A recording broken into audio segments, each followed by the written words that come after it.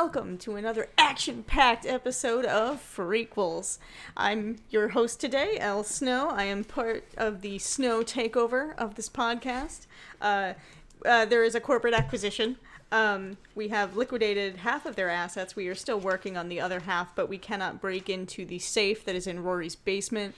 There's a lot of Saw-like booby traps down there. We've lost several of our attendants already. There are so many details to that I'm led to believe this is all very real and I should be afraid. But, guys, how are you? How is my beautiful co-host, Rory Colorossi? I'm doing well. Medication's wearing off. You know, the stuff that I take to forget the kind of life that I'm living. It's not prescribed, if that's what you're wondering. There's some cool guy that lives by my apartment, and he sells things in this sack. It's just a bunch of random pills. And if you take a handful, your life fucking rules. Just for like an hour. I was going to say, your eyes look slightly less dead today. No. There's a lot going on behind these eyes right now. The last episode, I thought you were a raccoon, and it was awesome.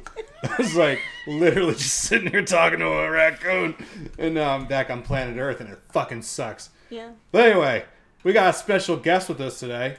Mr. You've known him before, you've seen him, you've heard him on an episode recently, Return of the Living Dead 3. Took America by storm, more popular than Tickle Me Elmo. Mr. Jon Snow. How are you today? I'm doing pretty good. You know, it's good to be back so quickly. You know, I mean, the world's favorite snow host here once again. Yeah, this episode, we're going to let it snow.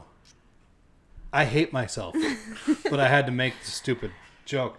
But anyway, I want to tell everybody at home about this brand new thing we got going on here at Frequels. We got a brand new research team who does research on all of our guests for us so that we don't have to. So that I can reach into that sack and take pills whenever I want to. This team, I don't pay them well. I don't treat them well. In fact, a lot of times, some people say I dehumanize them. I don't know. But they did some research on you. So here's the thing. When the guests come on the show and they leave, I don't always remember what we talked about. So I needed to hire some people to help me remember what it is that you do. So according to this research team, you're a filmmaker. No. Gardener? No. Blacksmith? Not since the late 80s. Huh. Not a gardener? No. Baby hippo? I take offense to that, but no. Huh. Well, somebody's getting fired. What do you do, Jon Snow? What don't I do? I'm a musician, performer. performer. Damn it, of course he's a musician. Go on. Sex symbol. Sex symbol, yes. I'm familiar with that. Yeah, I mean, I'm everywhere. I got a portrait of John above my bed. It's like, you know The Shining, Scott McCrullers, when he's got that nudie above his bed? I got that of you. You didn't know that I took the picture, but I did. And I don't care. Go ahead. Call the cops. Put your phone down. Don't call the cops. I mean, is it flattering? No. Oh, well. It's not great. But it's great. My mid-30s were a rough period. Well. But anyway, so how have you been today, John? What'd you do? Well, I just came back from my band is shooting a video for a project we're doing. Actually, would have been released last week. Oh, cool. If this episode comes out when you say it's going to. Yeah, do tell. Time is weird. Yeah, my Korn tribute issues. We're actually shooting a video for the Korn song "Freak on a Leash." Awesome. We're doing a collaboration with the band Evanescence. Their singer Emmy's doing a duet with me, doing the Amy Lee, Jonathan Davis version of "Freak on a Leash." Awesome. So if you go to our Facebook and Instagram pages, or the Facebook and Instagram pages for Evanescence, you'll be able to see that video. It should be out right now. Oh, it's already like filmed and everything? Yeah. Oh, really? So it's just you're going to have it up on a specific date? Yeah, we're releasing it on Valentine's Day. So. That is awesome. Happy Valentine's Day from Jon Snow. And all of the ETC. And all of the rest. It's like Gilligan's Island. Yeah. And the rest. But, yeah, so what, have you seen any brand new movies? I saw about the last 10 minutes of My Bloody Valentine 3D. It was really interesting to me that I didn't see any of the rest of the movie or the original movie, so I already know who the killer is. Hey, you know what's interesting? We covered the first My Bloody Valentine like a year ago. Yeah. And one of the guests on the show, Kevin, it's Vince's brother, he showed up and he didn't watch more than about 17 minutes worth of the film. So it's kind of similar. It seems to be a thing with the My Bloody Valentine franchise where people don't actually watch the entirety of the movie. As a frequent listener to the podcast, I think of all the episodes, I think that's the one where I think you guys actually talk about the movie the least. The only thing I remember about the movie from your episode is someone climbed up a ladder for a really long time. Yeah. You don't forget that kind of thing. Yeah, but that's literally the only thing I remember, and now I know who the killer is, so... I remember there was a section of it where Vince described a car in the movie for a good 10 minutes. Oh, yeah, and like you said, it was a certain type of car, and he corrected you and scolded you and slapped your pee-pee. Yeah, there was a lot of things I had to cut out of that episode. There was actually like an extended cut that we sent John. It's the smacking the pee-pee cut. It's a real thing. And you can listen to it too if you send me your social security numbers. Just and your 36 minutes of ow, ow. Not so hard. So you watched 10 minutes of My Bloody Valentine. Did you see anything else? Just the film we're here to discuss today. Cool. I'm not going to say that we just filmed 2 episodes back to back. I'm not going to say that, but it's a possibility. So a lot of the movies that I saw last week, it's pretty much the same this week. My answers aren't changing. But I will let me say ask you this question, though. Go ahead. What movies coming out are you looking forward to the most? Like for 2025, the only thing I care about right now is James Gunn's Superman. Yeah. I don't know why. I just want a good Superman movie. Did you see the trailer for Fantastic Four? It dropped last night. I did. I don't know how I feel about it. Me neither. That seems to be my relationship with Marvel since Endgame. Well, with the exception of that cool-ass Spider-Man movie. Yeah. And a lot of elements of Doctor Strange, Multiverse of Madness, because Sam Raimi directed it. So there's moments in that movie that I'm like, this is awesome! And then it goes back into the formulaic stuff that I'm sure Marvel really pushed in there. Like, put chains on Sam Raimi and said, hey, stop being so creative. You get 3 cool shots and that's it. You know that scene where like Scarlet Witch is just killing everybody at the what the fuck? Where were they? The Illuminati? That's the place. No, not the Illuminati part. That part's cool too. Okay. That's actually kind of funny because it's like, here's all these characters that you love, and now I'm gonna murder them. I'm like, it's very Sam Raimi. Yeah, Fantastic Four. I saw the trailer, and I certainly didn't get excited by it. But I'm also not like I'm not turned off. Me neither. I'm not aroused. Yeah. So quarter chub? I don't know. Would you say that it's worthy of like a Vince tap on your pee-pee? That might wake it up. I Yeah. mean, Yeah. So just kind of like, how about you? Did you see it? You didn't see the Fantastic Four trailer? No, I don't care about Fantastic Four. I'm a comic book fan and a Marvel fan. You're one of the biggest comic book fans I know. And I just don't give a shit about the Fantastic Four. They've never been characters that I'm like, I want to know what they're up to. but the Silver Surfer has boobs now. Okay. Doesn't that alter your opinion? Yeah, I don't know. I mean, I don't have anything against the Fantastic Four. I don't understand.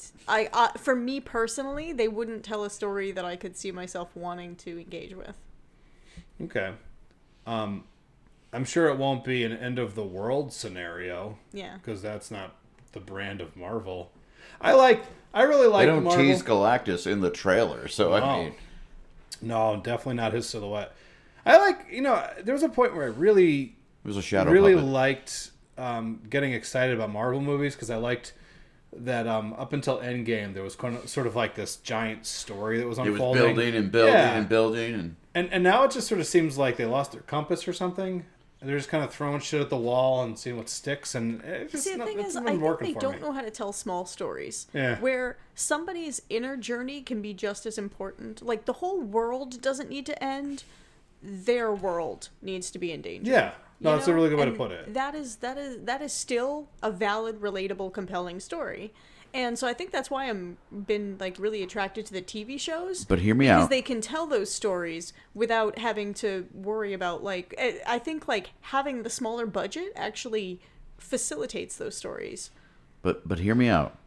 Skybeam. I'm gonna jump across this table and throttle you. You understand me? Just a laser shooting up into the sky. Yeah. What color is the laser? It's usually blue or whitish. Okay. Or whitish blue. Mm-hmm. And then an army of CGI monsters. Yeah. For our heroes. They can't look human because you can't empathize with the bad guys. Exactly. They need to be somebody you They can be take robots out en masse. or aliens. Yeah. And we just beat the fuck out of them for like good 20 minutes with quippy dialogue. Yeah. They would never make that movie. Again. 17 times. No. Hey, you know that laser shooting up into the sky? I remember people being like, yeah, that came from Transformers. Not true. You know the first time I saw that? Return of the King. There's a little fucking laser that shoots up into the sky. I guess when Mount Doom's charged. I'm not sure what's going on there, but that movie's awesome. Return of the King. I almost called it Return of the Living Dead King. That would have been awesome. There are zombies. There are zombies. Yeah, like ghost-looking zombie thingies. Yeah. They're rotting as ghosts. That doesn't make any sense. Anyway, the ghost of zombies. Oh. It's the return of the curse of the creature's ghost. Part 2. Can we make that movie? Put that on the list of like, what was that, skin wearers? Skin vampires. Skin vampires, yeah. That's going to be a classic. Fantastic Four, saw the trailer, and it seems like... I'll watch it when it comes out, and I'm hoping for the best. I'm a little bit more excited about the Superman movie, because... It looks like it's like they're going back to Superman's actual like themes instead of being like, let's make him grim and dark. It's like, no, that's Batman. Yeah. You know? Don't you want to see him murder people? Like, no, not really. Yeah, no, I want him to see the thing about Superman is that he's not super because he has superpowers. He is super because he's a good man who happens to have powers. Yeah. He could be a god, and he chooses to use his power for good. Yeah. I love that. I also like the idea that, you know, the world being the way that it is right now, it's like you're sort of bringing in like a character who just inspires hope. Yes. It's sort of like what happened in the 70s with the Richard Donner Superman. Like, it's just perfect timing for it, and I really just hope that James Gunn knocks it out of the park, and I'm sure he will. Did you ever read the comic where Superman takes over for Atlas for a couple seconds? No. You can find it. I'll send it to you. I'll send you it's really good writing. Yeah. Mm-hmm. I like that. Was that Superman being a dick thing that you can find of all the covers of him just being shitty to people? Oh yeah. That's pretty good. But so no new movies for you, and no new movies here. Okay. I haven't really had time, but I am looking forward to. So if anybody has any ideas for movies that I should watch, please comment on the Facebook page Dracula or email. Sucks. I've seen that one. Okay, I think we're going to cover that. Are we going to next do Valentine's a watch Day. party? Online. You know what? We could do online watch party as a special event. Yeah. Just the screen's going to be blurred out. Yeah. And there's going to be like a little pop-up that comes up like, are you over 18 to watch this? I also... I still need to see that, actually. Yeah? You do? Yeah. It's... We'll watch the extended cut. Yeah. It's... Hot. It's 4 hours long. It's true. I also haven't watched anything new because we just this is the second episode we're recording today. So you said you weren't going to say that. I'm sorry. I can't lie to my audience. You broke rule number 1. I can't lie to you don't the even frequency. like the audience. You lie to them all the time. That's true. I feel like nobody knows a single thing about me. They're a bunch of my idiots. friends don't either. I just lie. Rory, I'm a sick, compulsive liar. They're a bunch of idiots. They won't fucking know it all. You can lie to them as much as you want. I got some of them sending me all their credit card information. It's awesome. Say some abuse into the microphone for them. Oh, is the mic on? Yeah. Oh shit. No, I love my fans. They're super cool. Leo is. I like that kid. That's the only reason we're here is because his schedule is just booked. I know. And He's you were like, I'm not gonna be on your stupid podcast. Elle, I really wanted Leo for this, but I guess you're close and you live nearby. So if you could just come on and fill in. You're nearby. You'll do. No, You don't have we a literally life. live like 3 blocks from here. Yeah, I live in this place. I actually sleep under the tables at night, and I survive on scraps. I'm very much like a mouse. Any have a scraps tail, that too. don't make it into the pot pies for the gravy diggers. Yeah, it's a constant battle. I'm always having to kind of fight for all the little pieces of meat that I find. Yeah. Because Matt Rinaldi's very quick to get that meat and throw it into his pot pies. Floor meat's that's the top prize for people like me. Oh my god, I just realized. What? It's February. Yeah. Peanut butter pot pies. Peanut butter pot pies. Oh my god. Ooh, that's $1 billion industry right there. That's what I'm saying. I didn't watch any movies again as of right now, just because I already talked about the ones that are small technically. But the reason I haven't watched as many as I normally do, usually I have a list that I go down, but that's just because I've been working on my own screenplay that is I'm on my final lap. Nice. It's at that point now where I'm just nitpicking grammar and just making sure it doesn't read like a moron wrote it, which that's what happened. But I'm really excited about it, and I can't wait to film it. It's like I already kind of see it finished in my head as it is. So What you need to do is you should marathon all of Rob Zombie's movies consecutively to get the proper voice. So what you're saying is I should take all the dialogue and add a few maybe 5 to 10 more fucks. Yeah, per line. Yeah. You fucking bitch. Yeah, his movies are filthy. There's a lot of... what's interesting? The Real Chronicles thing that I did the other day on Goodfellas, they made a list of movies that have the word fuck in it the most. And that movie didn't come up. Rob Zombie's Halloween. I'm like, how did that not make the list? Well, That comes up every other line. But it's only in the beginning.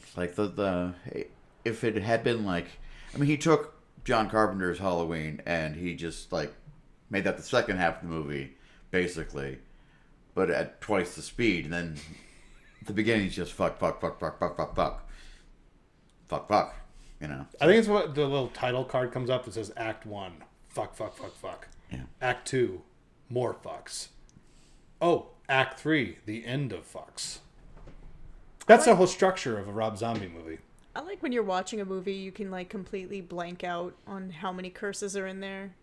If you're somebody like me who curses all the time, and then you don't notice how many curses are in a thing unless you're watching it with your mom or your grandma, and you get the disapproving look every single curse. You're like, oh, this I didn't realize there's so many. There's somebody did a Why count. did I ask my grandma to watch Dracula Sucks? Laura, this is hot. Just kidding, my grandma's dead. Well, mine too. I'm glad. Orphan high five! Hey, I'm glad. Hey, who doesn't have to buy a lot of Christmas presents? Me. Me. And you. Yeah. Yeah, we're saving a bundle around the holidays. Everyone's just like, oh Let's my spend God, it I can't on wait to meth. see my family. Meth, we could buy more meth. Everyone's like, man, I can't wait to see my family on the holidays. I could stay home. Yeah. In order for me to see my family, I gotta get a shovel. I'll let that one sink in for a minute, guys. Speaking of, Yeah? you gotta take that shovel. You're probably gonna head down to the cemetery, aren't you? Oh, wow. And that brings us back to our film for today. We're watching Cemetery Man. It almost seems like that was planned.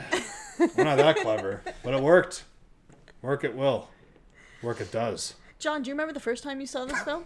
Yeah. Yeah. It was last night. Wow. All the way back then? Yeah, I was A different man. 44. Shit. Yeah. Wow. God, I'm old. But yeah, I was going to watch another movie, and then I got a message saying we can't do that movie. So watch this movie instead. So I had no idea how to find it for you. I'm concerned for the guests. I'll suggest a movie as long as it's available for them to find. If they don't own it. And I couldn't find it anywhere. Well, we won't tell you what that movie is. Because it might happen. Sucks. But oh, we have that. We have that in physical media. we all have a copy of it, honest, at all times. It's right next to a Serbian film. Oh, jeez. That's one I have not seen. That's one of those movies where, like, I know what it is. And I tell people this all the time. I watch everything. I watch movies, silent film, all the way to modern films, foreign films, anything you could think of. That one, I know what it is. And I'm like, I'm okay not seeing it. You know what I mean? I'm like, I know what it's offering, and I don't think it's for me. John occasionally likes to do this thing because he's so desensitized to horror movies, where he finds something that can actually elicit...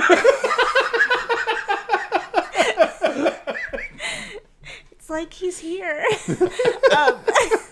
Where he tries to find a film that can still elicit that reaction of shock and horror. Sure. Yeah, and it did it. It did it. It really did. Like heroin's not giving you the same thrill anymore. Kind of, yeah. He's chasing that dragon. Yeah, you're chasing Well, actually, dragon. I came upon a copy of a Serbian film for sale at FYE one day. Like, really? Jeez. So that's why I bought it. Was it in the Disney section? No, it was in the horror section. Monsters Inc. But yeah, I got it and I watched it once. I think it's one of those films that you watch once. Like a Human Centipede, where you're just like, one and done. I think I've watched The Human Centipede more than once.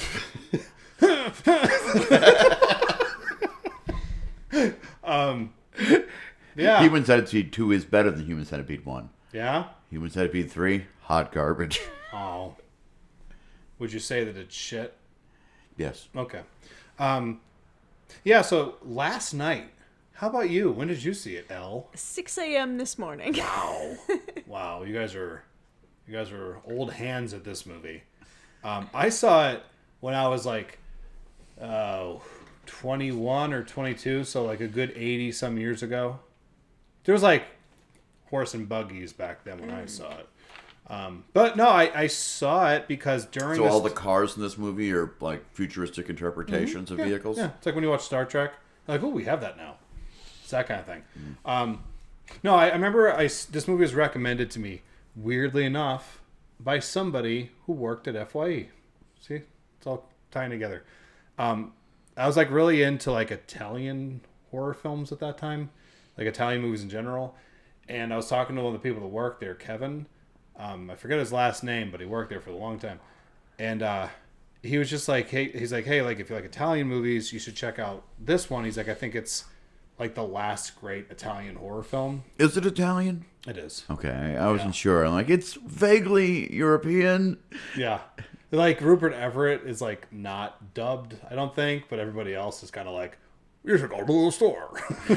But I remember I brought it home and watched it, and then I think I watched it like a couple days in a row because I was just like fascinated by it because I love this movie. Like this is like a really like big one for me, and it's just because it's so like beautiful looking, and then there's just like so many different layers to it, and I was just like every time I watched it I was kind of getting something different out of it.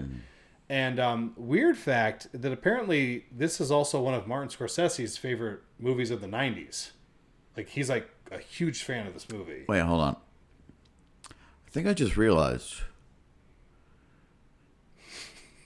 I like movies. You're not talking about the Rob Zombie music video, are you?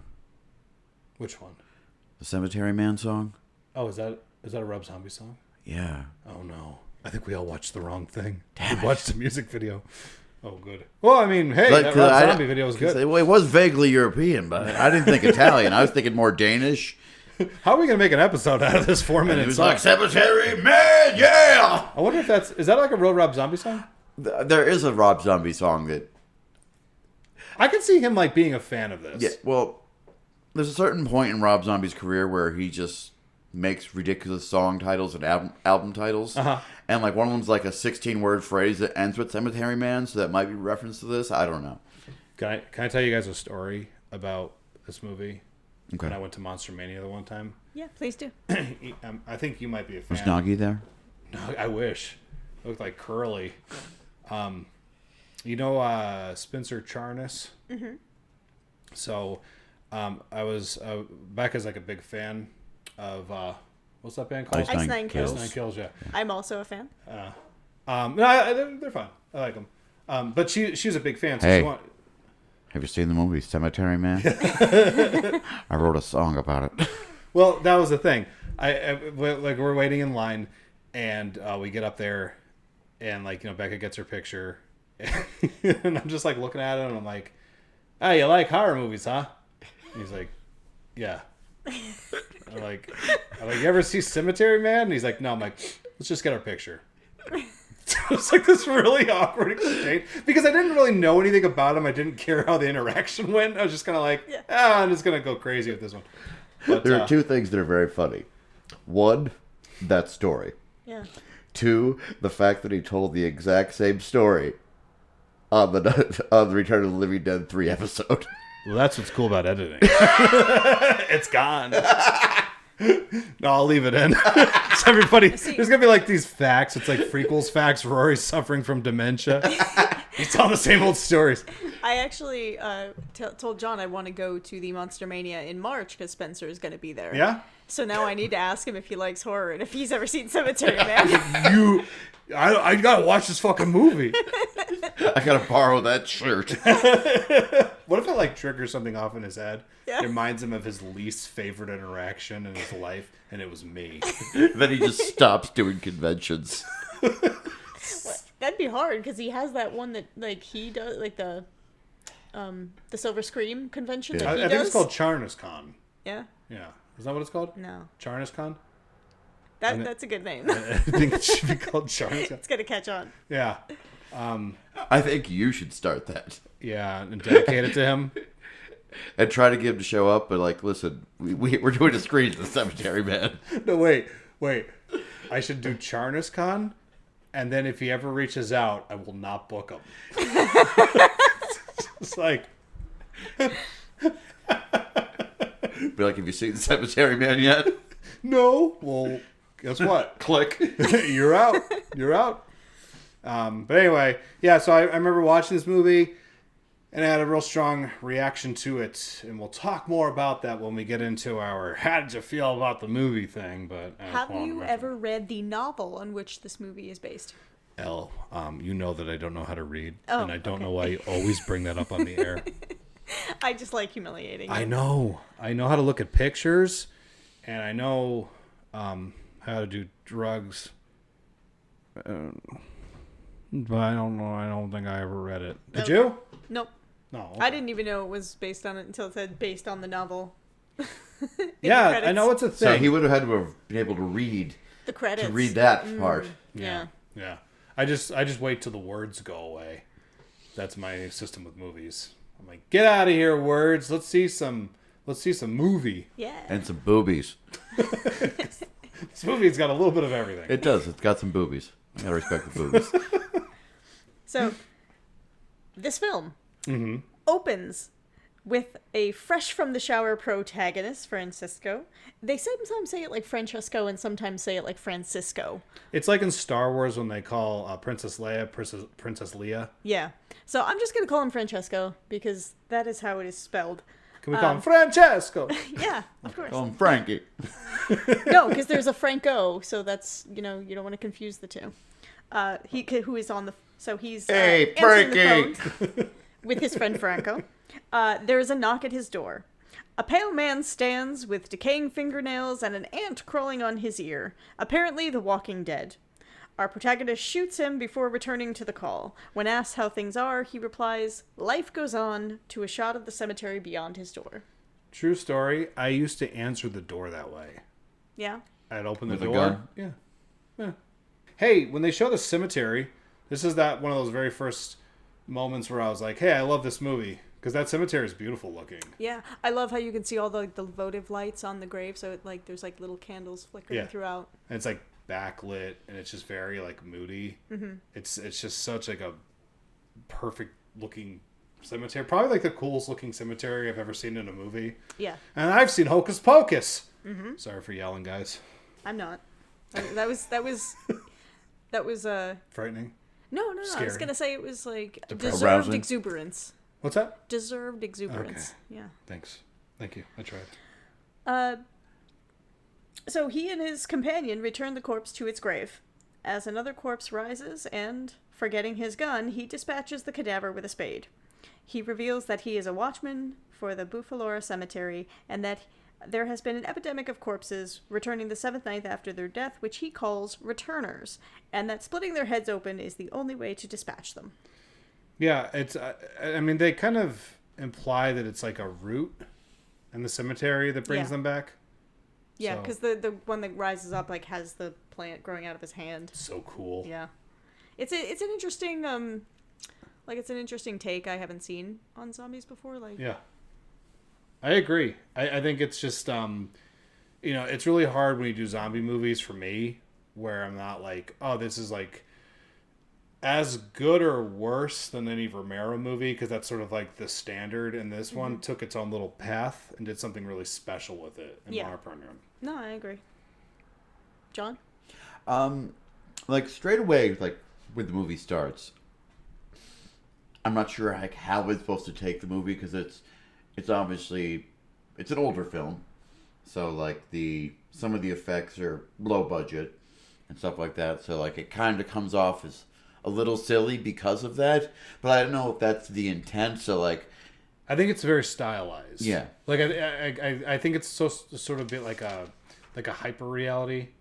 Do you know what I mean? Like the cemetery does look a little like it's on a stage or something, you know. But like I think that is the goal. And even like the zombie effects makeup, like it's not going for like realism. Like there's times where like the biker one comes out of the ground and it's just like got roots growing out of its head, and for whatever reason they buried his motorcycle with them. Yeah. And it's awesome. I'm sure we'll get to that. That's weird. But it's like, I don't think this film's trying to be scary at all. No, I wouldn't say. Sometimes it's difficult to tell with older films. It's like, because, well, you know, in the 40s, this was terrifying. You know?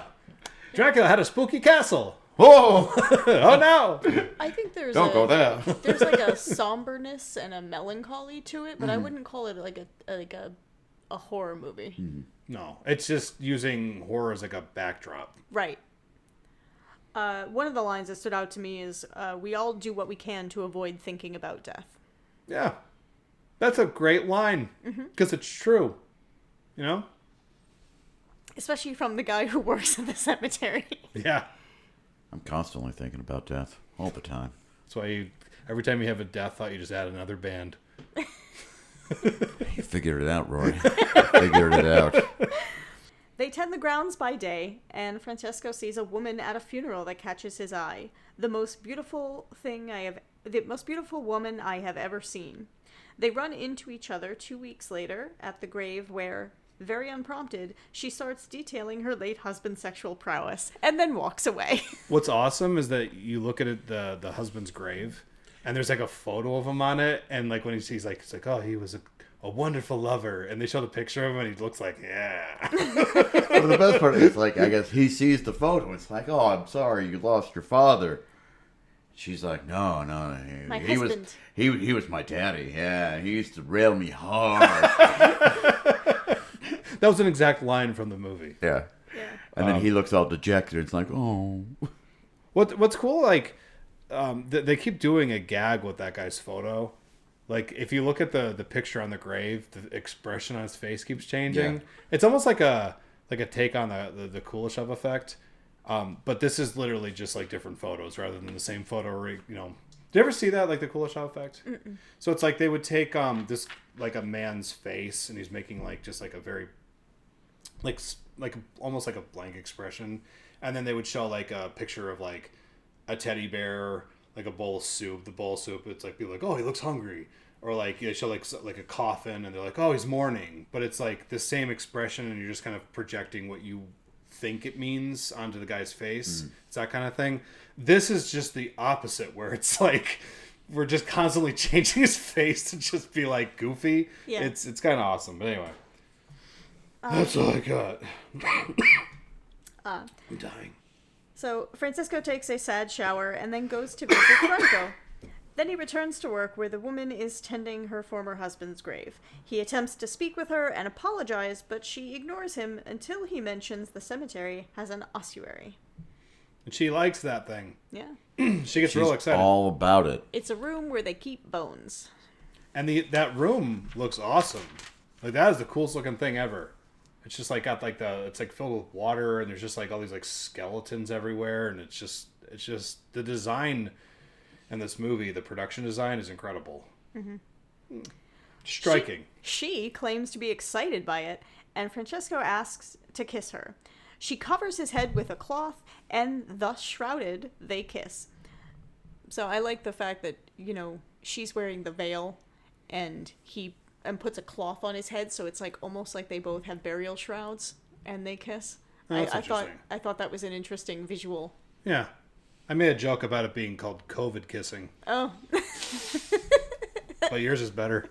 Too soon. She breaks the kiss, and after getting She's like, you have a real nice ossuary. What's it called? Ossuary. I can't say that. Say it one more time. Os. You. Airy. Rick. I don't know. Oh, that's cool though. When he actually like takes that red cloth, he like drops it over like a skull. It's just cool. It's like a really like nice shot. Yeah. It's very stylish. And it's wet.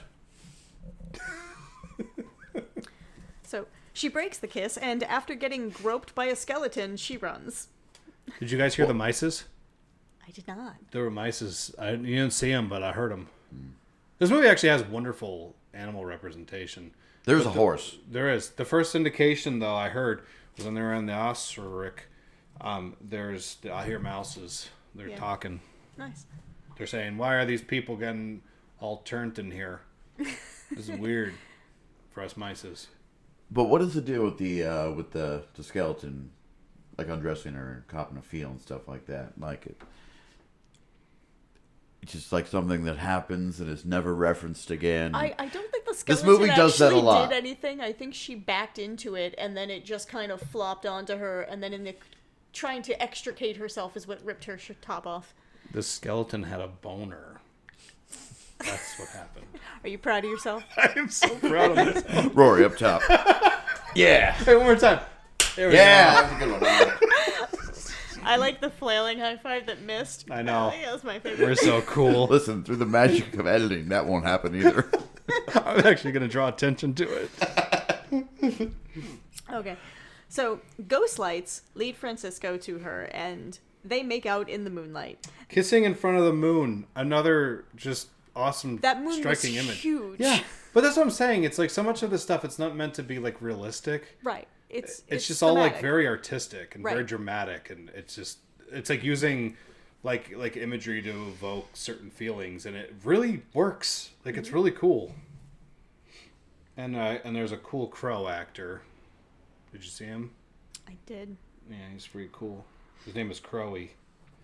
You could see him in other movies too. He's actually I think it was a year later, he had his big break, like his big movie in The Crow, because this was made in 1993. And The Crow came out a year later, and he made his big day. Well, this was his debut, but The Crow was the bigger movie. So that was the same Crow? It was. He must have been on some performance-enhancing stuff, because he got a lot bigger for the Brandon Lee joint. They actually worked out together, he and Brandon Lee. Okay. They used to go to the gym. That makes sense. Oh, he was the one at the funeral. He was. Ah, okay. He was. True story. So they proceed to make love on her husband's grave. And if you look at the husband's photo on the tombstone, it's like, what? A zombie appears, and while Francisco gets a weapon, she gets bitten. She passes before the doctor arrives. Yeah, it's kind of cool because they're sort of using the zombie mythology against the audience, because you see her get bit and you're automatically thinking like, well, she's dead, or it's only a matter of time. That's sort of the thing. But that's not how it works in this movie. Bites don't kill you. It's the fucking root that brings you back. So it's neat. It's neat. But she died of a heart attack. Of a fright. Those women, they're so hysterical. Now, the guy who shows up next, is that a detective, or is he just a police officer? Like, I don't know if they ever... A constable? Constable? So this constable reveals that she had no family or friends, so Francisco is allowed to keep her at the cemetery if he pays the funeral cost. So he is tending That to sounds her body. really on the up and up. Yeah, it does. I just want to, before we go forward, I have to do something really fast. Uh-huh. I have in my notes a string of animals that I noticed hanging out in the cemetery. I So I'm just insist. going to start rattling them off. I saw in my notes, it says cat, orange cat, exclamation point. So there's an orange cat in this fucking movie. I saw a moth, right? Moth. We don't see a lot of those in movies anymore. Not really, no. They haven't been getting as many roles because, you know, they have like AI and stuff now, and they just, you know, do that shit. Ever got since a bad- Silence of the Lambs, it's all yeah. been downhill. It has been. Owls. There's some real cute Oh, owls. those owls, they were scary as fuck. Yeah. They also have numerous credits in spooky movies. I saw, well, this is coming up into the next scene. I saw a skeleton riding a cross in that little morgue, that little place he brings her corpse. But we're not there yet. I'm just getting ahead of myself. I'm going to make a little check mark next to all the animals that I mentioned. Here we go. Go on. Okay. So he is talking to her body in the ossuary, and like the other returners, she rises, but unlike them, she can speak. He hesitates, but eventually shoots. Yeah, it's a really beautiful shot of it's like him firing his gun through a sheet. Mm-hmm. And in my notes it says bullet through the sheet, possible band name, Jon Snow. Not bad. Bullet through the sheet. Something. I like that he says he can't see her. He doesn't want to see her as a returner. Yeah. So he covers his eyes when he takes the shot. Yeah. He wouldn't have been a good stormtrooper. Now, see, this is the point of the film, because, like, that whole scene where she comes back has a very, like, dreamlike quality to it. Mm-hmm. And up to this point, I don't know if it ever actually happened or not. Oh, it did. Well, yeah, well, I know that you now. mean just like, but while got watching it. the movie, I'm like, because, like, he wakes up after that. I think the next thing is he's, like, in a shower or something like that. But they never really referenced that scene directly until much later in the film. Sure. The entire flow of the film seems very segmented. Yeah. Like, it almost seems like it was something like that, Dazed and Confused or something. that could have been, like, parts of a series.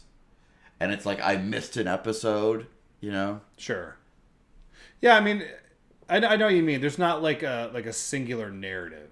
Like there's nothing like a plot that's being driven forward. Yeah. But that's what I'm saying. It's more like the movie version of poetry. Mm. Yeah, it's weird like that. But, like, I think that scene right there was the first scene where it's like, all right, I'm not exactly sure what's going on. So, at this point, I'm thinking, I don't think she's actually risen yet. I think that's him dreaming about it. Okay. Because they also said, like, they rise in 7 days, but they don't really say anything to say that any amount of time has passed. And it's not always consistent because... Yeah. Well, he does say at one point, it's happening quicker. Mm-hmm. But that's after the bus accident, not... Her husband had been buried for 10 days when he met her. Mm. So it was like almost 2 weeks. And that's why he said, oh, thank goodness. And then isn't the husband the one that interrupts them? Yeah. Yeah. So, I mean... I think it starts off, it was late. like pretty consistent for it being 7 days. And then I think it was like... They definitely make it a point to say 7 days. But then it does seem like as the movie goes along... Well, they do say it's getting quicker. It's getting quicker, yeah. Yeah. Interesting. But seriously, bullet through the sheet. You're welcome. At least a song title, you know. Album. Maybe. Hey, you hear that, Spencer Charnas? I got a song for you. So, in one of those disorienting scene cuts, we see Francisco, and after getting catcalled by some bikers, he meets with the mayor. A well-dressed biker gang. Yeah. You know? What was he getting catcalled for? Ciao. Now, this is another thing, because, like, I'm pretty sure they were all speaking English. Yeah. But I couldn't understand a word any of them were saying. It was definitely directed at him, but just kind of, like, vague. So that's why I said catcalling. I'd like to think they're all hitting on him. I wouldn't be surprised if they recorded all their dialogue in Italian and overdubbed everything, because it's all just like, well, try to sound American. Do you think that like they shot the movie in Italian, right? Like they had everyone speak Italian, and then forgot about the gang? Yeah, probably. Like, oh shit! They got the big premiere. Nagi, excited at either the presence of a girl or the prospect of ice cream, pukes on the mayor's daughter, who promptly jumps on the back of Claudio's motorcycle and rides away. You didn't say it right. Claudio. Claudio! Two things. Number one, I like her lines. Daddy, what's this? He's sweet. Will you buy him, Daddy? That's how it goes. It's very Veruca Salt of her. Yeah. I want a Nagi now. I want 2 Noggies. Now, the other thing is, this is just a me thing. She gets puked on, and Claudio sees that she's covered in puke, and he's like, welcome aboard. Yeah. And I'm like, then she's immediately like hugging him, like holding on to him. And I'm like, man. That's all on your back That's now. all over your back. I'd have been like, all right, we're going to put you on the bike, but we're going to face you the other way. We're going to stop by your house. We're going to have you take a shower, pop on some new clothes, and then we'll go for a ride. Actually, if they did that, time-wise, they probably would have missed that fucking truck. And the mayor is... But they needed that for the movie to happen. I guess. The mayor is so nonchalant, though. He's like, young people. He doesn't even... They're all very Italian. It's like, ciao, No, I think the mayor's just a special kind of asshole. No, but I mean, like, his daughter, Are you saying politicians are assholes? Yes. Okay, I was just checking. how old is the mayor's daughter supposed to be exactly? I think she's like 14. Isn't that what they say? Yeah. And how old is Claudio? Like 22? Claudio's like a young 40. Yeah. And Nagi's like in his mid-40s, maybe? I don't know. I think he said that he's like a year older. Oh, yeah, he's a year older than Francesco. But yeah, he's like a year older than he is. But I think they're like Nagi has like the mind of a child. Yeah. So I think he just is really in it for the ice cream. Maybe. That's what I would be into anyway. But he gets his sugar later. Oh. Nagi runs away and is inconsolable. Meanwhile... I like his the way he tries to make him feel better. Yeah. Francesco's like, someday you'll end up with some poor creature like yourself. It's like, all right, fuck you.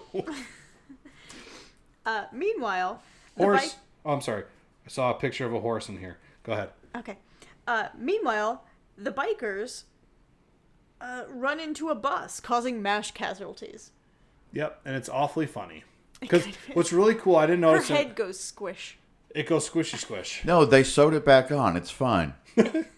I didn't notice this. It almost looked like a trauma film. For sure. With the watermelon? Yeah. Trauma's a lot of fun. Trauma. I like right before Claudio crashes, his sunglasses pop off. Very comically so. And it's awesome. It's like a cartoon. It's like, boing! Go ahead. At the funeral, the mayor laments his daughter dying on the eve of the election. Yep. That's what he was concerned about. Yeah, he's really upset about that. I also like that at the funeral there's these kids singing, and it's like never should have gone to the Boy Scouts picnic. Well, yeah, that was a bus full of scouts. Is that a song? Not that I've heard. Okay. Never should have. One of Claudio's lovers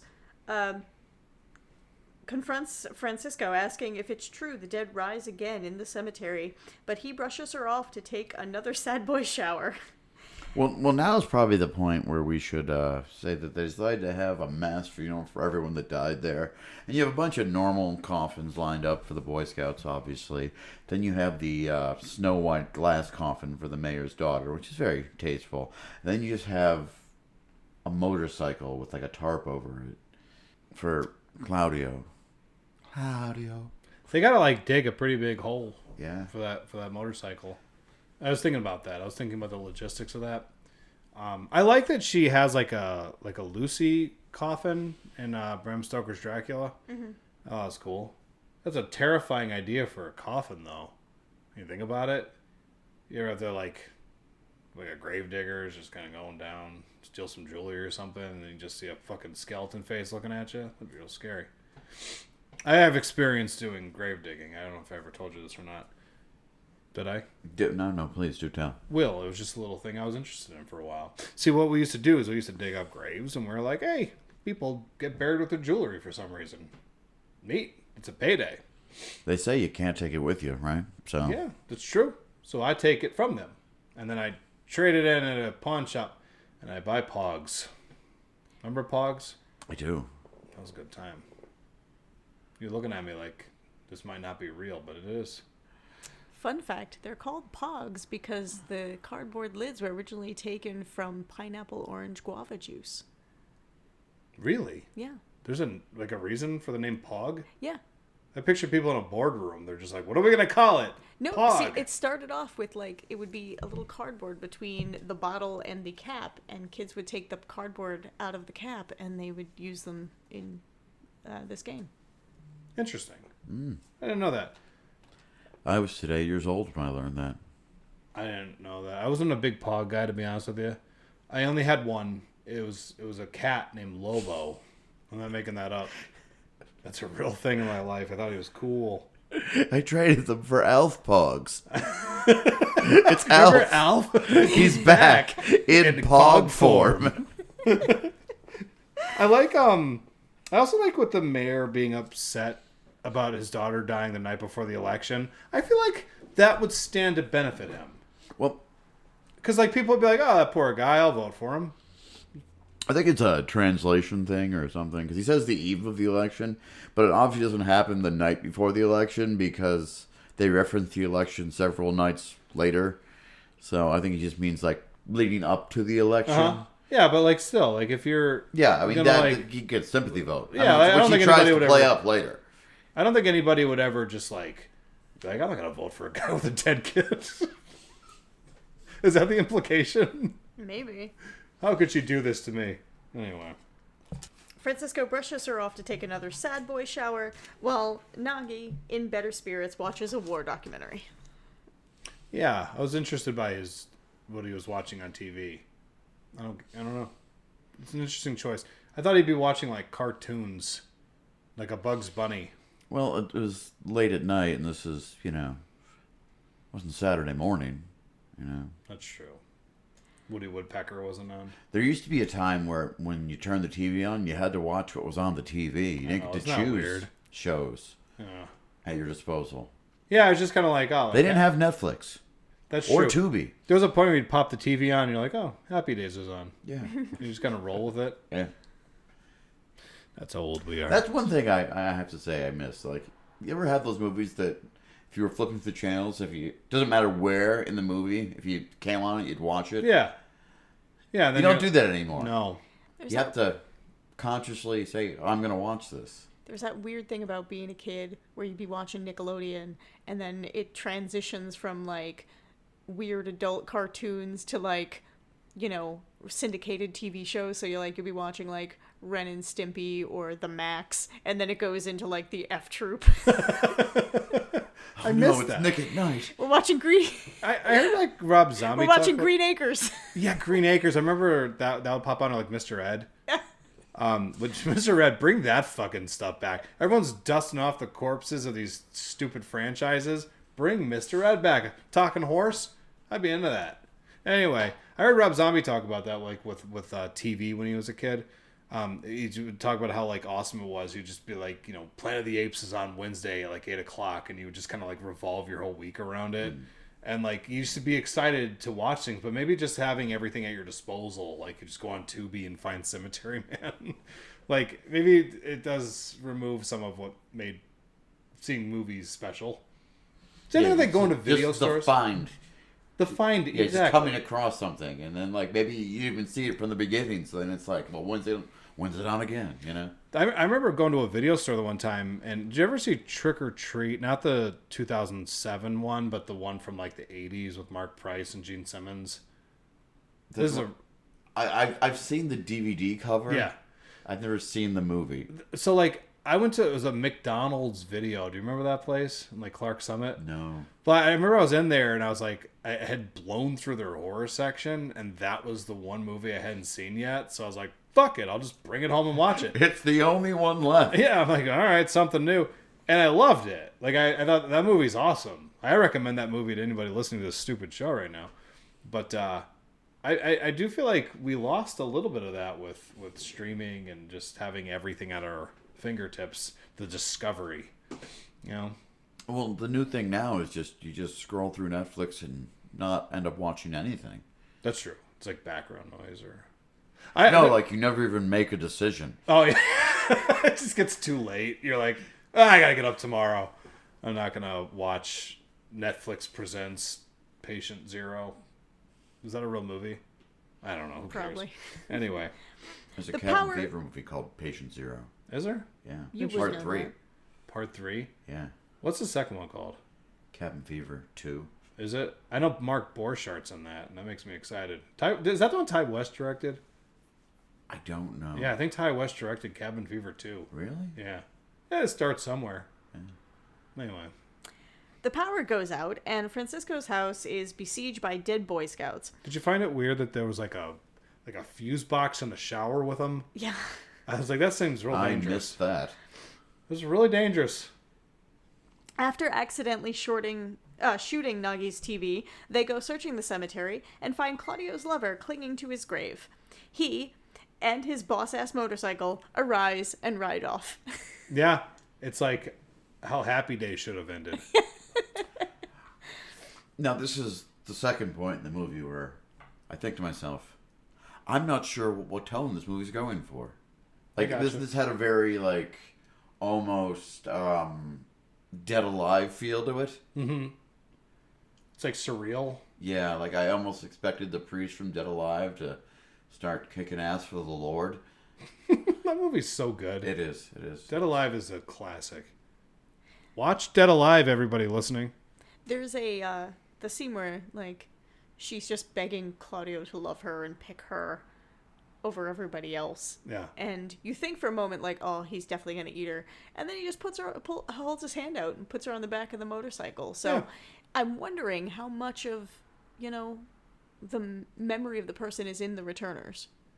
I don't know. It seems to vary for everyone purposes throughout the movie, yeah. Mm-hmm. Yeah, I also like when that girl, she's like at the funeral and she's wailing over Claudio being dead. Claudio. Yeah, and Claudio's mom, she's like, he wasn't with you. He was promised to the mayor's daughter. And I'm like, promised to the mayor's daughter? Well, it's Europe. Is that a thing? Arranged marriages are a thing. Yeah. It's not like, oh, you're definitely gonna marry this person, but it's more like, hey, you should handshake. You should probably do this, or we're not. Or we're just gonna disown you. Yeah. Okay, I gotcha. It's fair, tough but fair. No, it's not. It's. Oh, I'm so sorry. Anyway, why would you have kids if you weren't going to promise them to other people's kids? Right. It's not weird. That's the main reason to have children is to use them as wealth. currency. Yeah. How else am I going to get a fatted goat? Yeah, you need livestock, so you have to sell a daughter. Yeah. Obviously. I get, what do they call that, like a dowry? Yes. I would like a dowry. If I'm going to raise a fucking kid, can I get something out of it? You know what I mean? Because you get kids, you raise them, you buy them all this shit, you give them all the love in the world, and then they grow up and they just say, you never did anything for me. But if you promise them to people of certain stature, you might get a dowry out of it. Sure, some of you people listening at home right now might be vomiting at this conversation, but it's okay. We're just being honest. We keep it real. Yeah, that's right. Over here at Frequels. Example, we chose to never have children. High five, no babies. Yeah, I have that was another bad high five. I've got 2 cats, so I'd like to participate in this high five. Yeah. Here's to the kids that never were.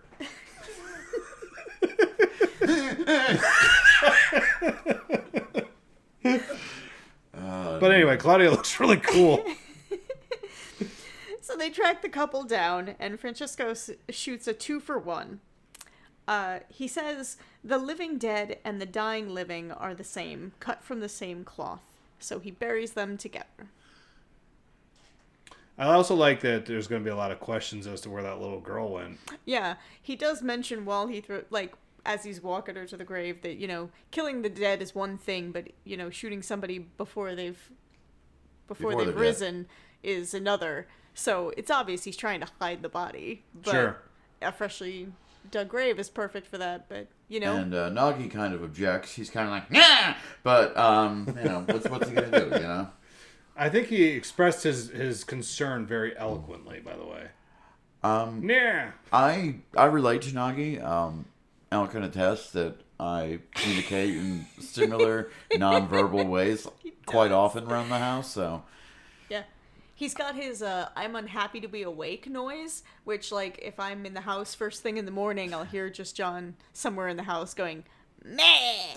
And that's his I'm unhappy to be awake noise.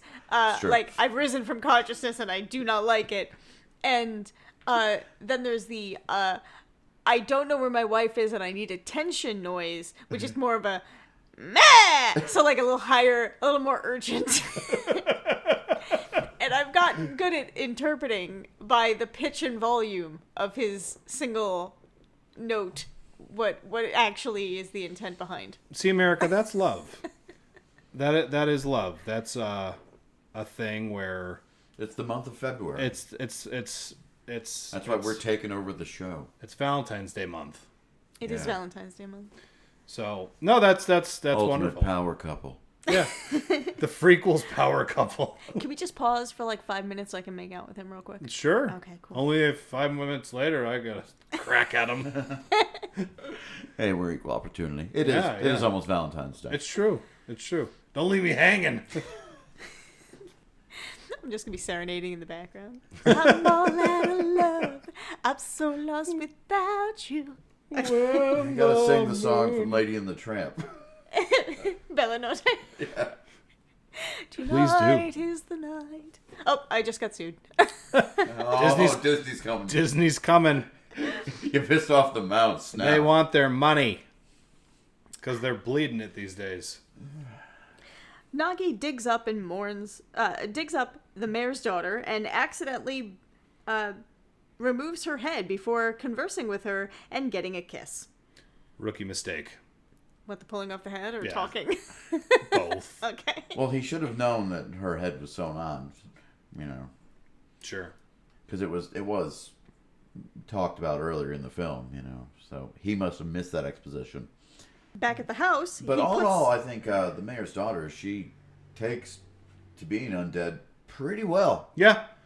and just being a head. She even learns to walk.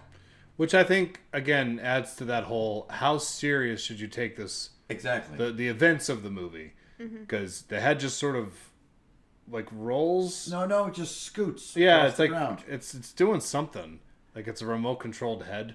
And it's got like the veil, so it's like like the train at a wedding, which is kind of funny. You know, I see stuff like that, and I'm like, man, I love this movie. Because what a weird choice. Because you know, like, they know it's absurd. And that's why it's awesome that it's in the movie. Anyway. Yeah, like there's moments of comedy, but moments of like kind Weird of shit. dark introspection, and it just keeps getting weirder, and I still don't know what they're going for exactly. Oh, we'll talk about it, don't Okay, you? We're good. going to talk about this. We got things. Back at the house, he puts a skull together, quickly disassembling it before Francesco can see, and then makes the weirdest pasta dish ever. Is Nagi putting the skull back together an indication that he's not like low intelligence? I wasn't sure if they were going for that or if they were going for like he's an idiot savant where like he just can see the way things fit together and he just puts it together. And you know, I love that immediately after he disassembles it, Francesco comes in and he's like, oh, you could never do that. I'm smart and I couldn't do that. You're so stupid, Nagi. Go eat your weird pasta dish. What is it? Is that like, There's, is that like, bananas? Yeah, that was what Yeah. always throws me off. And he's like, well, you're right. It's going to end up in the same place anyway. So It's like, meh. I think that even that, like it's all end up in the same place anyway. I think that in itself is kind of allusion to a lot of the themes of the movie. Just like, well, we're all gonna be dead, so you know. Mm-hmm. Yeah. Later, Francesco gets seduced by the corpse of his former lover. Dropping his guard and his gun, they kiss, and she bites him before Nagi comes to the rescue. I like her reveal on the puddle. Because it's sort of like the moon, and then it kind of like wobbles a little bit, and then you see her reflection, and I'm like, it's just stuff like that. Now, the filmmaking is really... when she really comes neat. back, this is the first time she's referenced since that scene that I myself didn't think actually happened. Yes. So now I'm starting to catch up. Like, okay, this is a weirdly segmented story. Would you say it feels more like a dream? Yes, I think there's a dreamlike quality to it. Yeah. I think like that's what I would... Like, if I had to explain it to somebody, I'd be like, you just feel like you're watching, like you're, like, watching somebody's dream. Like I said, it feels like a story, like you're telling a story, but they're leaving parts out. So you're kind of, like, left to kind of almost like when you wake up from a dream sometimes. You have to kind of repiece Yeah. everything that's in your head, and it might not be in a order that makes sense. So I'm going to assume it was an intentional thing. Sure. No, I agree. Yeah.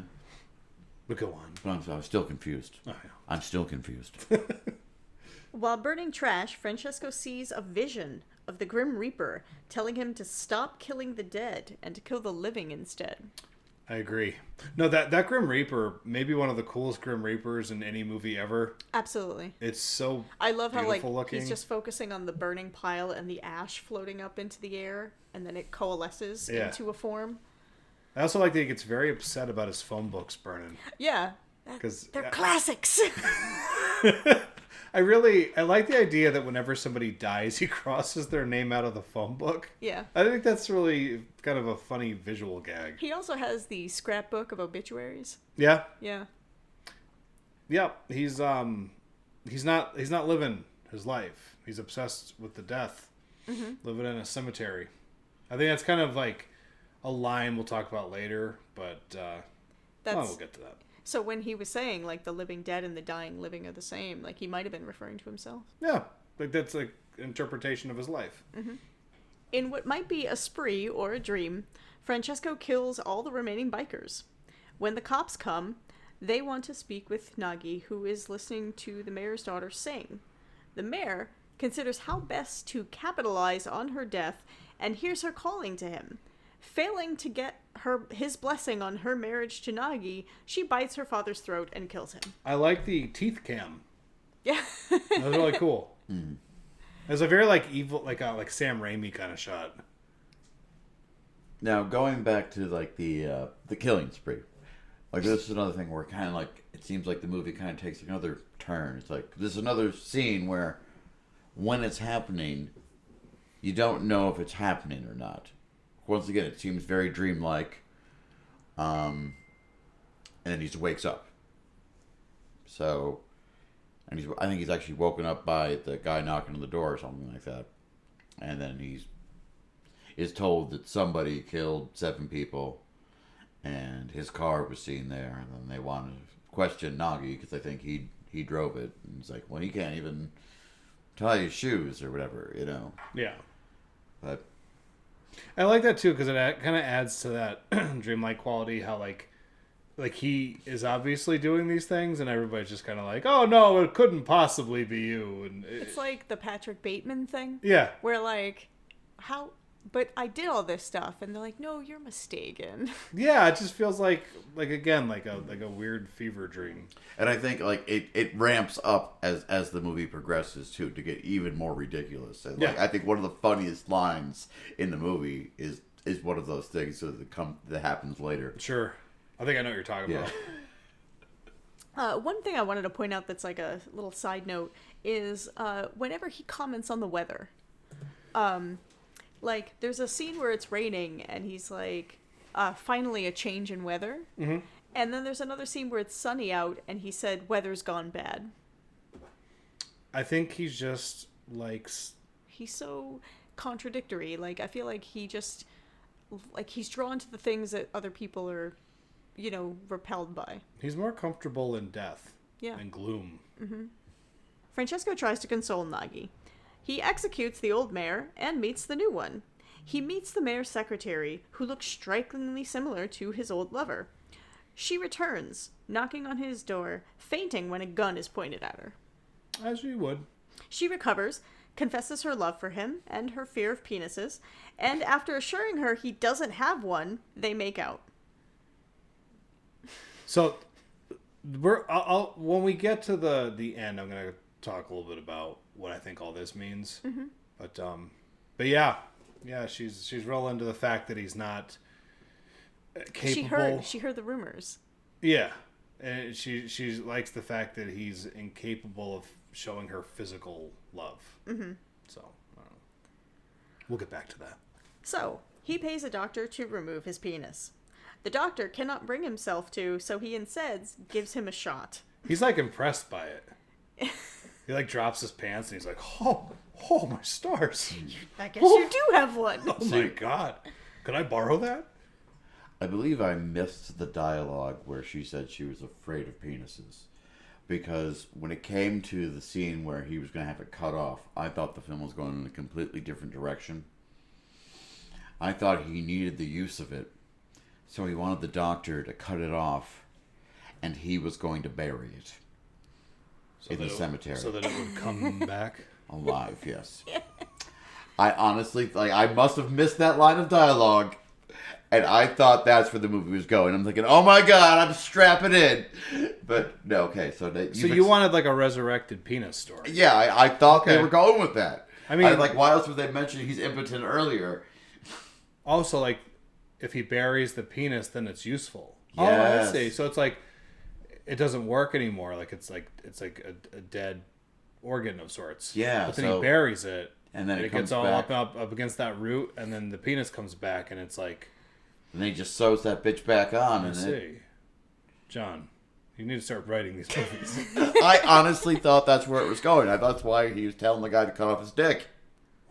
Because I missed that one line of dialogue, and it became a completely different movie for me. It's kind of like it's kind of like in Friday the 13th, the final chapter, when he keeps calling Jimbo a dead fuck. You know, so he'd be like the new dead fuck. Yeah. Almost a decade later, he took on the mantle. But anyway, so he's in quite a lot of pain from this procedure, and he doesn't want her to see him like this. And he says, "Wait, real quick, because he injects him with something."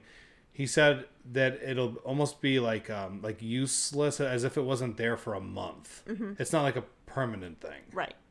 Okay. And he says, I'd give my life to be dead. I have that in my notes, too. I like that line. I relate. But weird, even thinking you were just agreeing with that note, with that line? I agree with the sentiment. But even thinking that, he takes no notion to do it himself.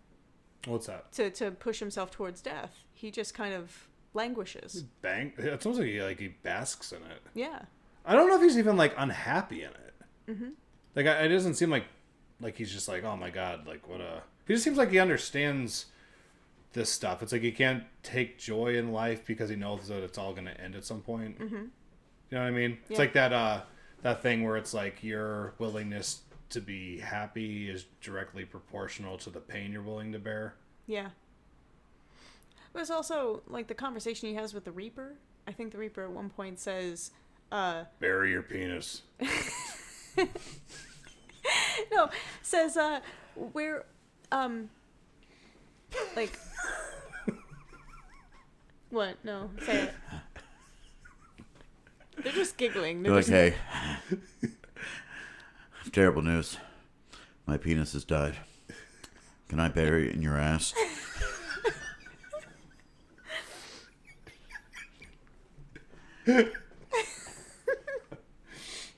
Well, this movie's certainly taking a turn.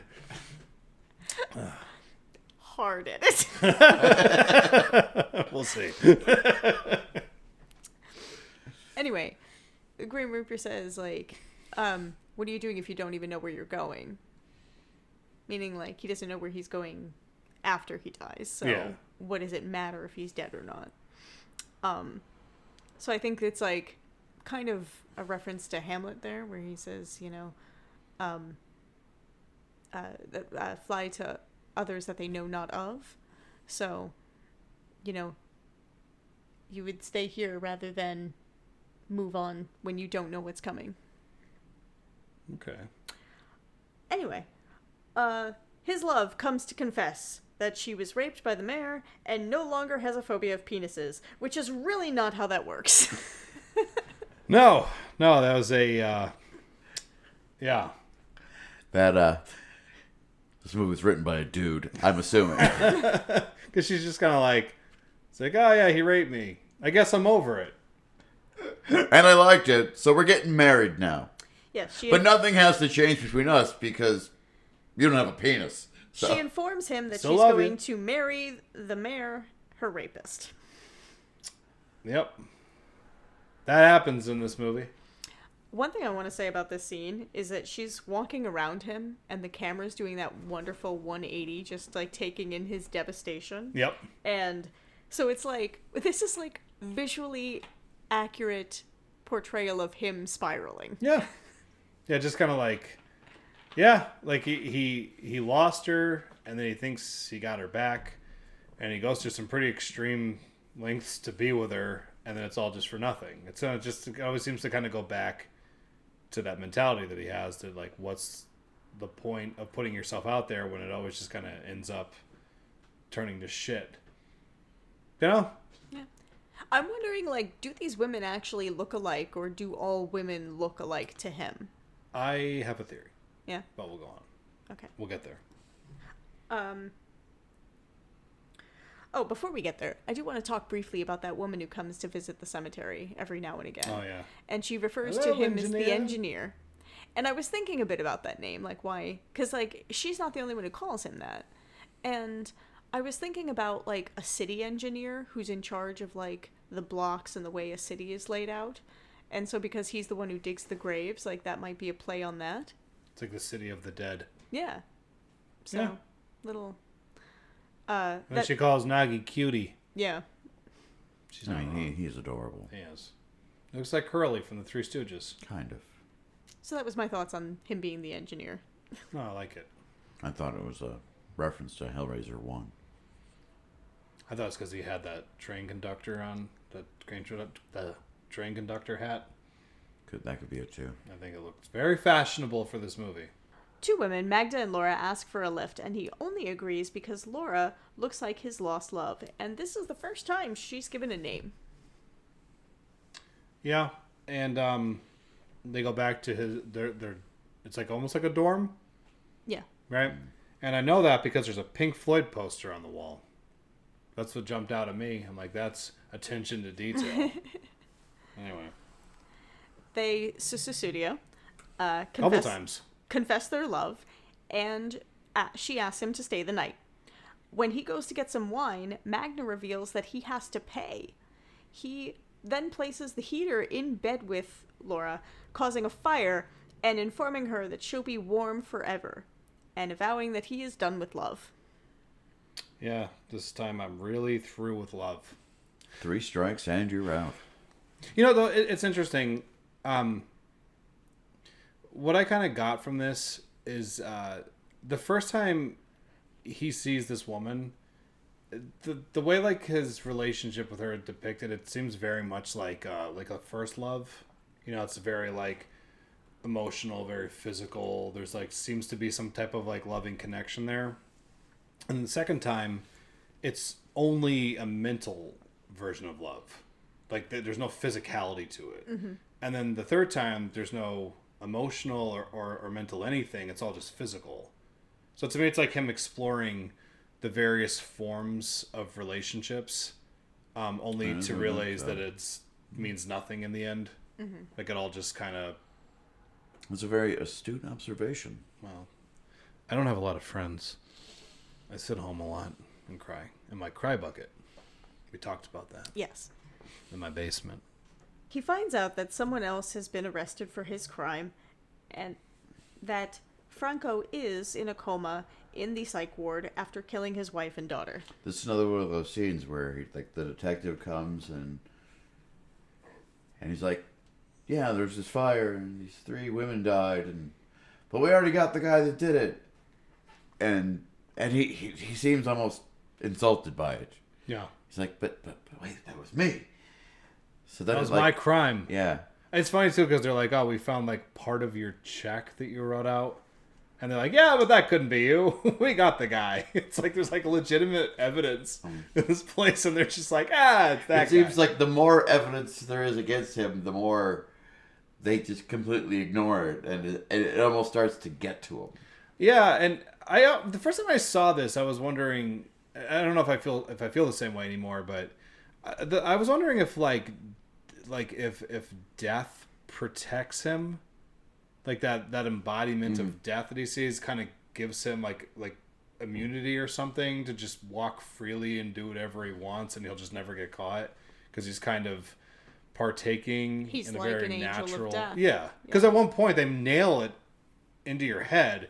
There's like the part where he shoots the wing off of the angel grave, and they do this awesome like overhead shot, and it looks like he has wings. Oh yeah, that was a very impressive shot. Yeah, and even like his shirt, it kind of looks like it's like kind of like this like very loose sort of like white, very pure white button up thing, and it almost just looks like what an angel would look like in the Bible.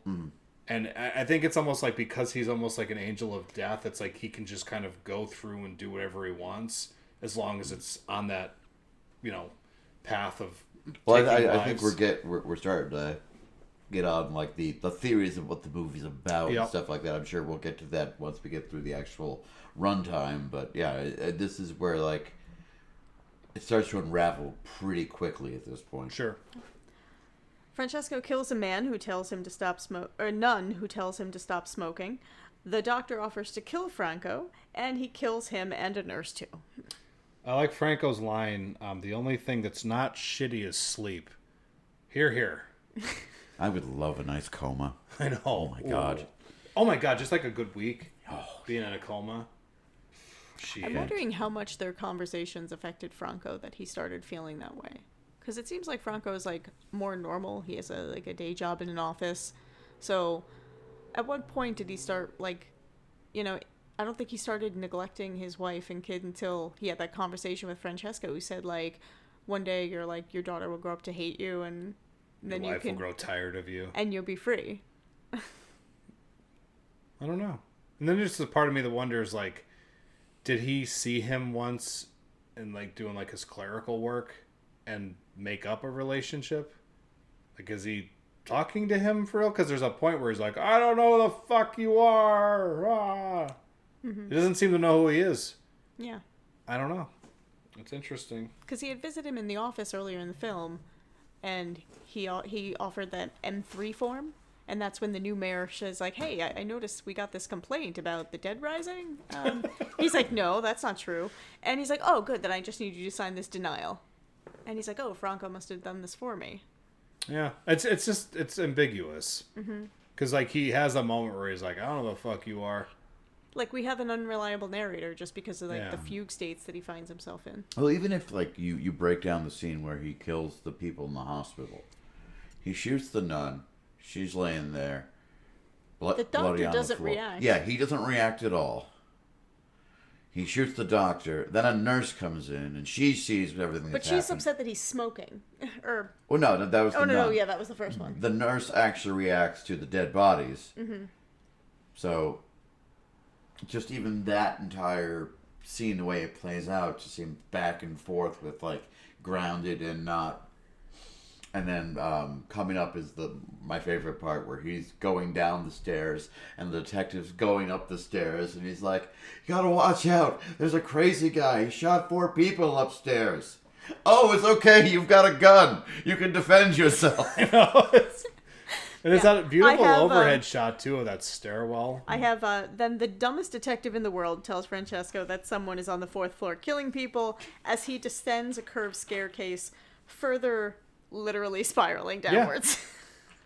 But again, it's just like that filmmaking and also leaning into that whole idea that it does seem like he's being like protected by something. Like no matter what he does, like he could probably like shoot a person in the face right next to one of those cops, and they would just be like, "Oh, your gun misfired. Your gun misfired. We'll lock up the maker of that gun for sure." Yeah. So the detective advises him to leave while ignoring his confession. Good police work. Well, once again, he's like, it was me. He's like, he's pissed off. Other people are getting credit for this stuff at this point. He tells a statue of death that he's sick of killing and will leave tonight, taking Nagi with him. Driving recklessly, he hits a cyclist. I know every bump in this road. Funk. That was one. That's a good line. What does Death say to him before he leaves? He's like, if you like, how can you? I forget. I'll paraphrase. But it's like, how can you go forward without knowing the difference between life and me, or something like that? Yes. It's something like that. Do you know what the line is? No, not exactly. Fuck. Okay. It's okay. They drive through a long tunnel. And he says, at the other end of this tunnel is the world. Only to find that the road ends, a cliff overlooking the water. Nagi, injured from the sudden stop, quote unquote, dies, but Francesco cannot bring himself to shoot his best friend. Nagi sits up and takes the gun, throwing it away, and asks, "Can you take me home?" To which he replies, "Nah." Yep. And it's interesting because I feel like you're meant to see Nagi as being something of like lower intelligence, right? But he does seem to be far more intelligent than Francesco seems to be, because even like that part he sees like the gun, he throws the gun over the cliff, like this isn't living, like this is an implement of death. And it's like Nagi I think is supposed to be the more intelligent, more alive, more fully developed person between the two of them, but I guess maybe our... Well, I mean, if we take it back to the very beginning, he has, they say, an obsession with leaves. Yeah. And he gets upset when they blow away. So even though the leaves are just like a symbol of the thing that was once alive, like he hangs on to them. Yeah. So I feel like he's hanging on to every scrap of a life, you know, even to the point where it's withered. So he still sees the mayor's daughter as beautiful, even when she's just a corpse head. Yeah. And I think his romance with her is more pure in a way than any of the romances that Francesco has, because he doesn't want anything from her. Like the most what can you do with a head, you know, just kiss. Please don't go where I think you're gonna go. No, there's lots of jokes you can make about getting head, but I think the thing is, you know that he doesn't think about it. He doesn't think about it that way because his mind is more pure and childlike and innocent, and so I feel like he the most interaction you see with them, like every time you see Francesco with his lovers, they're kissing, he's touching them, he wants like something more physically. Where whenever you see Nagi and the mayor's daughter together, they're like they have, aside from that one kiss, they're like she's singing to him or talking to him. You know, he wants that connection. He's playing music for her. Yeah, he plays the violin for her. I think Nagi's happy and can find happiness in things because he loves all of what life is, even death. Mm-hmm. Like he can find beauty in like being alive, and he can find beauty in being dead. It's just sort of like something kind of beautiful about that. Because like Francesco never finds joy in life. No. Even by the end of the film. It's just, everything is just about like death, and we have an expiration date. Love has an expiration date. You know, it's very sad, but I think Nagi is just... I feel he's supposed to be just... I think you're supposed to be like, the way he's depicted, I think you're supposed to think of him as like a fool or something, but you pay attention to everything he's doing in the movie, and he just seems to like understand the beauty in like love and death. Yeah. And life. I think the woman who visits the cemetery throughout the film, I think there's something about her that represents the human connection, because she comes to the cemetery to visit, and, you know, she obviously interacts with them every time, because he doesn't seem to leave very often, and when he does, his, like, interactions are very negative. So, you know, to have these nice... And even when she passes... you know, she asked for his opinion on which picture to use on her grave, and he says both. And, you know, when she passes, he mentions that it's always the good ones. And he doesn't really seem to have a high opinion of very many people. There's her, and then Nagi, who he refers to at the very end as his best friend. So, you know, it's not that he wants something from her like he does with the lover. Like, he views her as an ideal, as this image of beauty. But like with her, I think she's like just an image of goodness, of just somebody who's just good. And then she's gone, and I feel like that's before the spree, that's before he starts to spiral out. I think even the thing with Nagi is like where he says like, "Oh, you were my best friend, you didn't even know it." He says that to him when he thinks he's dead. Yeah. Yeah, you can only be honest with him in death. That's how detached he is. He's also really terrible at telling when people are dead. Like, well, they don't move. Yeah, I guess they're dead. Ever hear of a pulse? Because that first time, when he has that horrible revelation that, like, the first time I shot her, she wasn't returning. She was just never dead. Yeah. And I'm the one that killed her. And then he has to live with that. That, to be the thing that killed your love on even a metaphorical level, like not physically to kill it, but to be the cause of the ending of a relationship is hard for a lot of people to come to grasps with. Seems also like maybe he can only like love people when they're dead. Mm-hmm. I mean, like it seems to be like we're like that. Like when she dies, he just screams into the sky. Yeah. Like, and then Nagi thinks he's dead, and that's when he professes that he was his best friend. Like maybe there's only like comfort and because if you see with the second example, like she hurts him. Like he's very obviously hurt by her saying she's going to marry somebody else. The dead can't do that to you. Yeah. So you can be vulnerable with them without the fear of having it thrown back in your face. Life is hard, for sure, but like, probably like managing a cemetery gives you some semblance of control because it's just very simple. Mm-hmm. People come in, you bury them. Even eradicating the returners has been, part of the routine. Yeah. Yeah, simple, like you straightforward. offer like how many different like zombie Boy Scouts and motorcycle people, and he doesn't even get out of his chair. It doesn't really mean anything to him. Yeah, that's what I'm saying. Like this movie, on the surface, it's like, oh, it's like a zombie movie, and then you watch it, and there's just so many like layers to it, and it's just like in this fun little packaging, but it says so much about like love and death. Mm-hmm. And it also just happens to be one of the most beautiful looking films I've ever seen. Mm. Yeah. So, how did you feel about the movie, Elle? Seeing it for the first time. Enjoyed the shit out of this film. The visuals are great.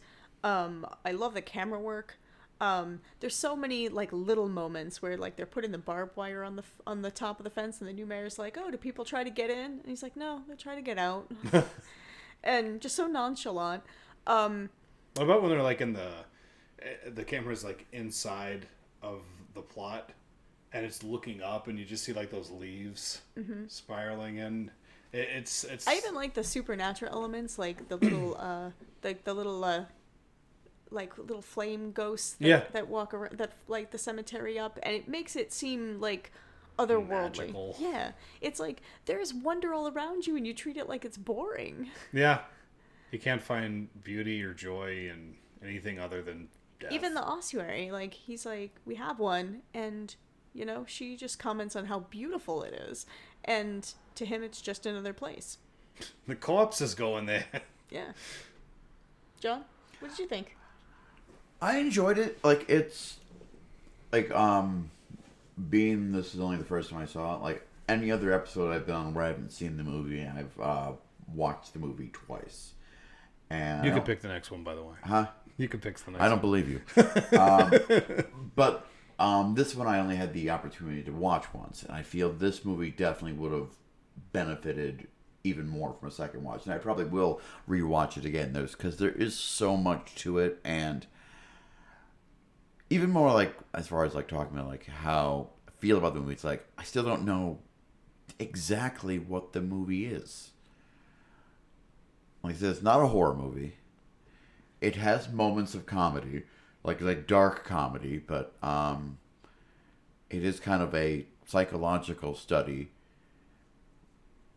But did any of the movie actually happen? Like it has a very dreamlike quality. Yeah, it ends with parts. It ends with that shot of the snow globe. Yeah. Very reminiscent of Krampus. Yeah. Just put it back on the shelf. So yeah, like the movie's a conundrum to me. Yeah. I will say I enjoyed it, and I'm intrigued by it. But I think like there's still, no pun intended, more digging that needs to be done. Yeah. I think. You know? It's one of those movies that pops in your head when you're not expecting it, and you can just start analyzing it, and you're like, oh, I think that's what this means. Like the closest I could say, like, and it's like another film I've only ever seen once, and it'll probably drive you insane. Is Donnie Darko. Yeah.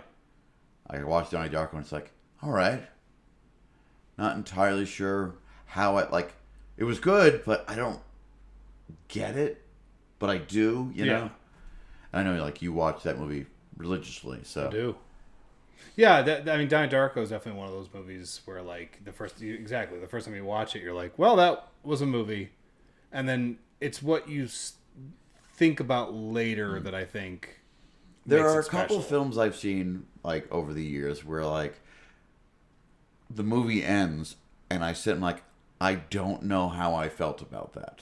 I find those movies to be so much better than movies that you leave a theater knowing exactly how you feel. Yeah, and then you forget about them a week later. Yeah, because like I don't. I know it's gonna sound kind of weird, but like I think a movie that's really shitty or like a movie that just like checks all the boxes is boring as fuck. Right? And the shitty movie might be a little bit more interesting than the movie that checks all the boxes of what's considered a good movie. But like I think really, really the movies that stick with me anyways are the ones that don't always answer everything. Like it kind of poses questions to you, and they're not plot holes. They're just ideas, and you get to leave the theater just thinking about them. And like then you can discuss them with your friends, and you can come up with theories, and like, you know, not everybody can make a movie like that. A movie like that can fall apart so quickly, and you could just be like, nah, that just was pretentious or shitty. But they're saying a lot in this movie, and it's just like, you know, this little horror thing. They're just using like the horror elements as like a backdrop to tell like a story about like a guy who is incapable of like living. Yeah. You know? It's like how Corpse Bride isn't really a zombie movie or a horror movie, but it's just using death as a backdrop to tell you about life. Yeah, exactly. And I think that's neat. And that was my reaction the first time I saw this movie. Was that I was just like, wow, like this is not like most other movies. And anything that I just like fixate on like that, I know it's a special movie because I'm just like I'll sometimes I'll just pop in my head. I'm like, oh, I think that's what that shot meant, or like, oh, that's like a really cool like theme. But definitely one of those movies you could just turn the volume down, not pay attention to any of it, and just look at it. It's beautiful. It's a beautiful movie. I love even like when they show you those like the daytime shots in the cemetery. Yeah. And it's like it has like that like when I was a kid, what like late September, early October looked like before the planet started to die. As somebody who does the Dunmore Cemetery tour every single year, like I've spent my fair amount of time in a cemetery, and what I love about the Dunmore Cemetery is that it's very alive. Like it's actually rare for you to see people going there to mourn or to, you know, have a funeral. But like so many people in the community use that to go for walks and to like, you know, grave rob. Yeah. For me. No. But it's one of those things where it feels alive. It feels like a part of the community. And tying into this, one of my favorite graves in that cemetery is at the far end. And there is a crypt that says in Latin, love conquers all. And I think that on the tomb is like really fitting because you think like, oh, well, death is the conqueror because everybody, you know, submits at one point. But to say love conquers all on a grave, I think is his own kind of rebellion. And I feel like this movie is in that vein. Yeah. Yeah, that's what I'm saying. I remember when I got really excited. I went to Monster Mania, And You met Spencer Charnas, right? Did I ever tell you that story? No, but I went to the Monster Mania, and one of the vendors, they were selling like a 4K. And it was really cool because it didn't call it Cemetery Man. It actually was in the original Italian title. Del Mare. And I went home and finally got to own it on like an actual good release. Because believe it or not, this movie was like really, really hard to find for a while because they put a DVD of it out, the one that I had, and then it went out of print, like a lot of things do. And it was like impossible to find for the longest time. So then they finally put it on a 4K, and I, immediately bought it. And then I gave my copy to EJ, like the one that I've had for the longest time. And I was just like, fucking watch this movie. And I remember the one episode we were doing, I'm like, oh, it's somewhere down the road we should cover this. But like I wanted Elle to be on the show because I felt like this was like a perfect like kind of movie for you to dissect, because because I like to do that. Yeah, like I have the same thing. Like I like when I can like watch something. And obviously, like there are things you can watch that are just like fun. Yeah, and you can like laugh. But I love things that just challenge me like that. Yeah, like there's an element of visual storytelling, and then there's what the actors are saying. So like I love when there's an angle where you can read multiple layers into something at one point, and also you can get something more out of it than what the writer may have intended. It's also one of those movies too that like what I got from it when I was 20 is different than what I got when I watched it when I was 30. And then now that I'm like a 90-year-old man, you get something else out of it. Mm-hmm. It just changes. When you're that much closer to the grave now. Yeah, so. Yeah. I'm like just kind of like, man, am I going to return? And if I do, I'm biting everybody. Already in there. I'm going to get people. Right in the throat. You got like 1 foot in the grave already. I know. I used to have a whole life ahead of me. Now all I have is panic and death to look forward to. Not to make this too cheery, everybody. But anyway, hey, let's talk about emojis. John? Really, I think you're gonna obviously have to have a tombstone because it's a cemetery. But really, I'm just gonna go with a question mark. Grave and a question mark. And a set of melons. Gotcha. I got some. I got a bird. Because there were birds chirping. A crow. I got a cat. The emoji cat is like a grayish black cat, but we're gonna say this one was orange. I got a moth, owl. I got a skeleton because I saw one riding across in that crypt that he had his girlfriend in. I got a horse, and I got some mices because I heard them. I didn't see them, but I heard them. This movie was actually ripe with animal representation, the likes I haven't seen in quite some time. And then, of course, I got a Frankenstein-looking monster zombie thing, a grave, and what else can I lie about? A heart, because I love this movie. I love it more than I love people in my family. If it came down to someone saying, hey, I'm going to kill the rest of the people in your family, or you have to give me your copy of this movie on 4K, I'd say, take the family. I don't need them. That's a pretty hard stance there. I know. But if they said, like, hey, give us your cats or the 4K, they'd give away the 4K. That's where the line's drawn. I understand. Anyway, how about you?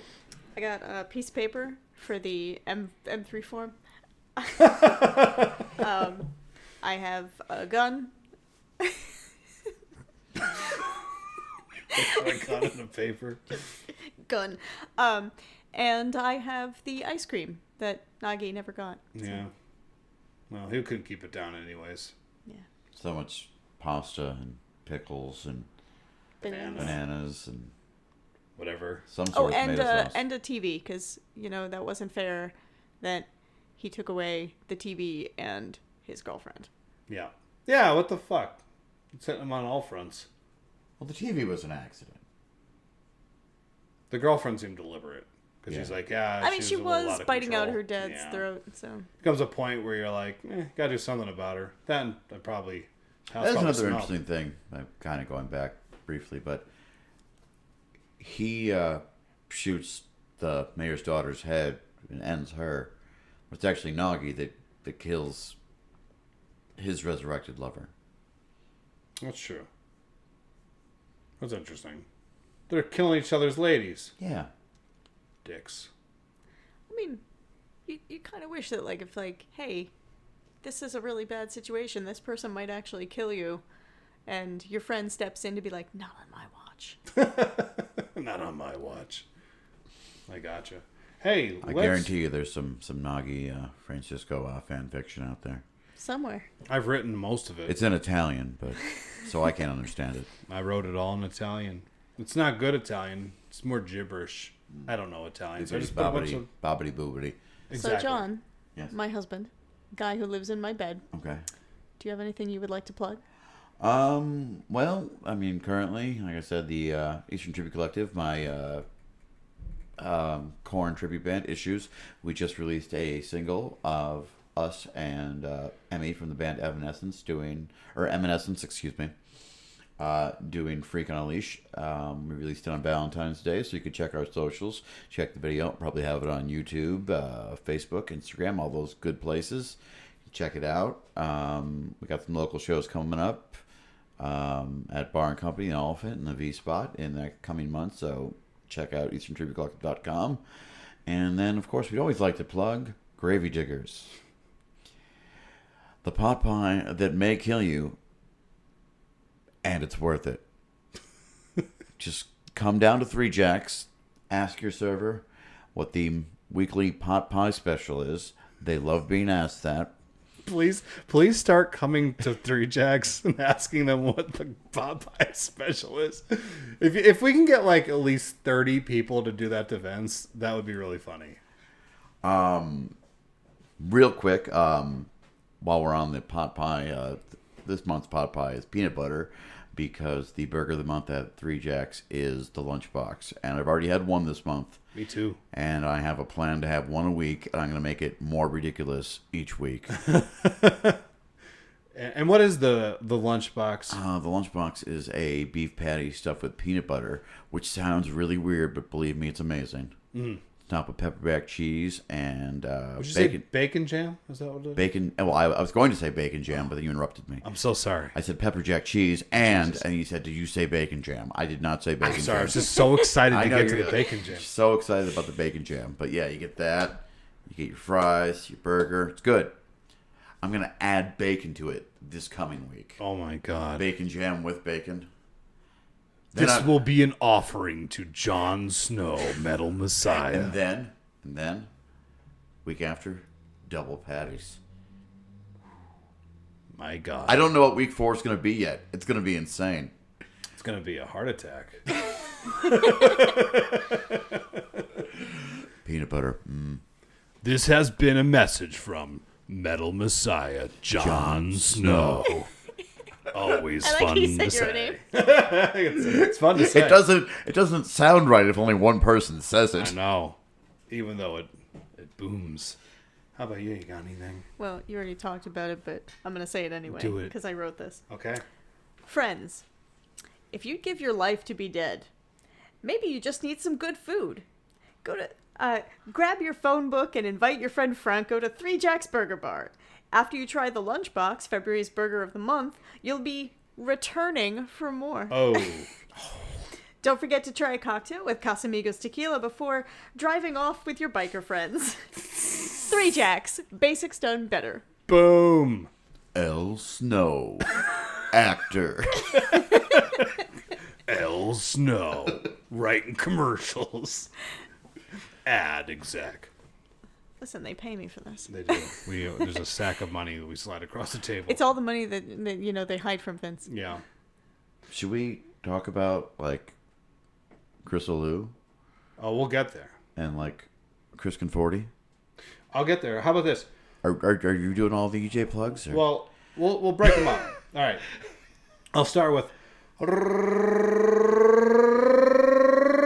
Ravenview Productions. That is the film production company that I have, and it's a whole film production company as well as the production company that gives you the podcast that you're listening to right now, against your will. We got Fourth Cut Reviews.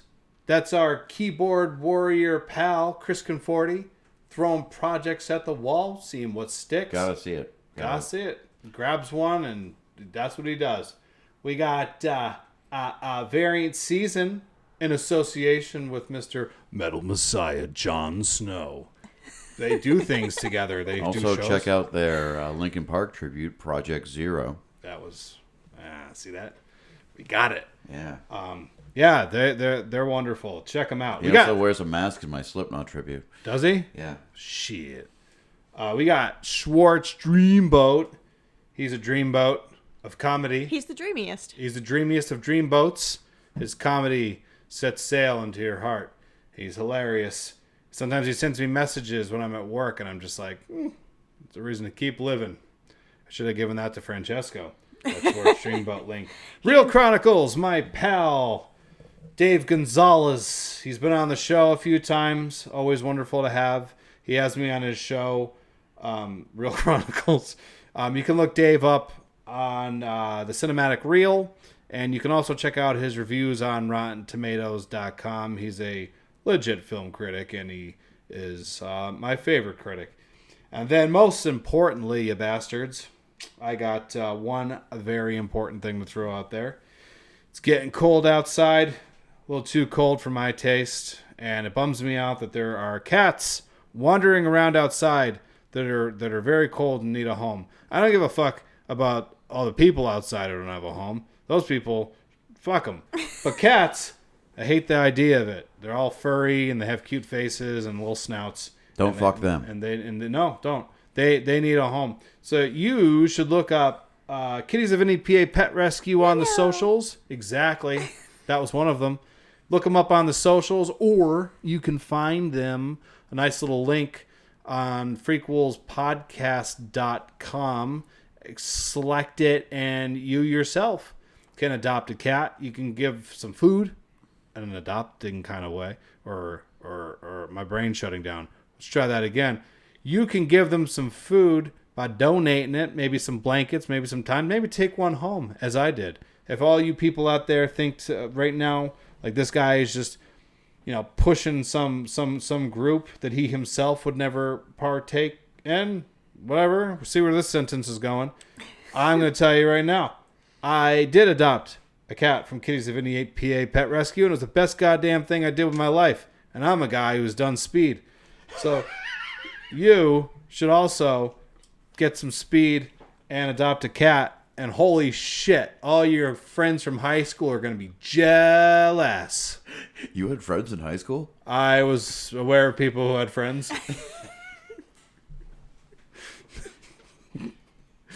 But yeah, you can also look up Christopher Alou. Yeah, if we want to get back into stealing some of EJ's plugs. Yeah, let's get that going. We got Chris Alou, friend of the show. You can listen to him a couple of the episodes he was on. And there's also Songs from the Hallway. That's his album. Friend of the show, Adam Farley. And the glorious Adam Farley. Listen to his episode and also his single Carson song. Wrote it about his kid. Very emotional. Made me cry. Also, Kids on Bikes. Check them out wherever you stream your music. Oh, the music, yeah. Yeah. If you want to... Kids on Bikes. Hit him with a car. No, Francesco, no. What else does he usually plug? Metal Messiah. Jon Snow. I think we got Mike Vinci. Oh, yeah. The Vinci. That feller. Our Da Vinci. Who Yeah. created... Shanty Hill Design. Shanty Hill Design created our wonderful website. What can I do on that website? You can check out photos of us doing sexy things. Ooh. You can check out our merch because we got it. We don't got know what to need. Get your significant other for Valentine's Day? Head over to the shop. Buy a glass and piss her right the hell off. If you're listening to this plug right now, it's past Valentine's Day. You fucked up. We just reminded you, and you're really freaking out. Yeah. But yeah, freakwoolspodcast.com was made by Mike Da Vinci. Da Vinci is what I call him. And look them up. They're wonderful. And also, Movie Mania. That's a place where you can go and talk about movies and whatever you feel like. But they do it all there, I guess. And Chris Conforti, keyboard warrior, also has a thing he started. Movie Phantoms. Movie Phantoms. That's a thing now. Check it out Throwing on more Facebook. stuff at the wall. Couple more things. Seeing what sticks. And so like that's the plugs. I mean, So- you can send emails to frequelpodcast.com. Yeah. And Rory will not read them. I will read some of them selectively. He just won't reply I am or acknowledge awful. them. And, if you send him something infuriating enough, he may just burn your house down. Or I might just end my life. But look us up. Look up Frequel Podcast wherever you listen to your podcasts, and you can like follow us. You can leave little reviews. It really helps us out. It really does. Because I'm telling you, the credit people are coming to our door now, and they want their money. So help us out. We're trying to break that mighty algorithm, whatever that shit's all about. Elle, quick question for you. Yeah. How does this sound? Ready? Okay. Snow quills. Snow quills. Snow Quills. I like Brought to you by Metal Messiah Jon Snow. Elle Snow, actor, This Rory. This February, let it snow, let it snow. But hey, so thanks, Jonathan, for joining us once again and being awesome. It was awesome to have you, as always. Check out some of John's past episodes, like Night of the Demons, Return of the Living Dead 3, which is a banger, and what was Nightmare on Elm Street 3. Nightmare on Elm Street 3. That was the first time you joined us. Yes. And it's a lot of fun. And Elle, thank you so much. Check out her episode. She's on the show like every other week. I don't know. I'm just sitting at home waiting. I don't understand. But thank you for filling in. EJ is a little under the weather right now, and it was very helpful. Meant a lot to be able to kind of just like slide in there and help us steer this sinking ship. So our sinking demeanor in your language. Thank you. So thank you both for coming on to Frequels and hanging with us. And to everybody else out there, I know EJ typically says that he loves and respects you guys for following us and how much it means. He's not here right now, so I'm not. Thank you. Fuck you. Bye. He's not here right now, so we're taking the gloves off. Suckers. You listened to this whole episode, and now we're making fun of you. Daddy's home, and he's taking the belt off. This just became a very different podcast. Abuse schools. But thank you for joining us once again on nobody's favorite podcast,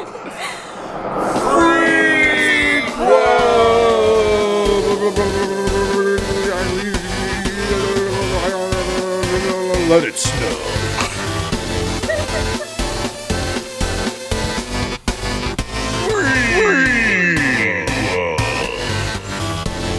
Oh, the groundhog just verified. 6 more weeks of winter. 6 more weeks of snow, says the groundhog. 12 inches of snow. Winter is coming, but Jon Snow already came. Oh my god.